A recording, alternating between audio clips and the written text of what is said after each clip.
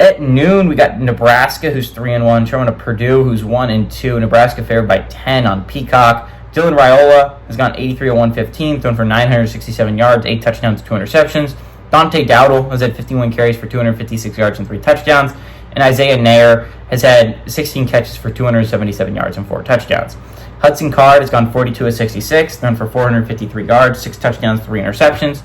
Devin Maccabees had 36 carries for 276 yards and a touchdown, and Mox Claire has had 10 catches for 153 yards and 2 touchdowns.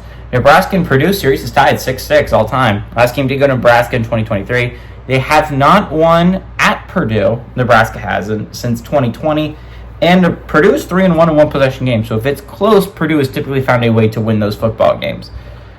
Purdue might be one of the worst teams in the Big Ten this year. I'll be so for real right now. It's probably between them and UCLA.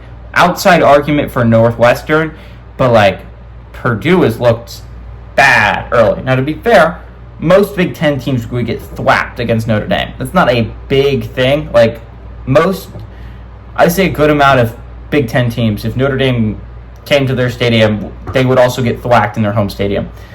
Going to Oregon State and getting thwacked as badly as you did isn't great. To be fair, we don't know how good of a team Oregon State is, right? Their only losses to Oregon, and Oregon's a really good team. So it's we don't know what the Beavs are like. We don't know how good the Beavs are. So maybe that's not that bad of a loss, but I don't think Purdue is going to be a very good team this year. I think they might be a bottom dweller in the Big Ten.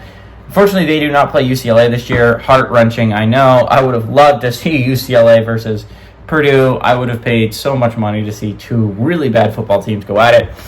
But Nebraska's 3-1. They're a solid football team. Again, I think they're a really good football team. I think Matt Rule's done a phenomenal job of what he's done with that program, right? But they're just not there yet. They're not competing for a Big Ten championship yet. I don't think anyone should have expected them to. I think they were ranked way too highly to start to entering into that game against Illinois.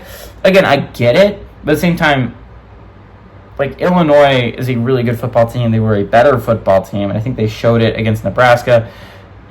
Nebraska has a good defense. I think their offense is really solid. Again, they have a freshman quarterback. You've got to expect there's some ups and downs with the freshman quarterback. Raiola has played really well, but people forget he's a true freshman. I mean, true freshmen typically don't play awesome 100% of the time. They make mistakes.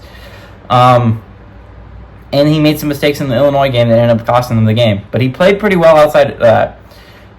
Purdue's defense is just not good enough to stop Nebraska's offense. I think they're going to be upset with their performance against Illinois, a game that they could have easily won. It went to overtime. There was many opportunities to put that game away for Nebraska, and you didn't quite do it. You let Illinois hang around, and then Illinois ended up winning that game. So I think if you're Nebraska, you're going to take your anger and frustrations out on Purdue, which, again, isn't great for Purdue because it's happened a couple weeks in a row now. Notre Dame took their frustrations out on them for beating after losing to Northern Illinois. Oregon State took their frustrations out on them last week after losing to Oregon at home. And I think Nebraska's going to take their frustrations out on Purdue that they lost to Illinois at home. I think it's going to go up for Purdue. Give me Nebraska to win and cover on the road.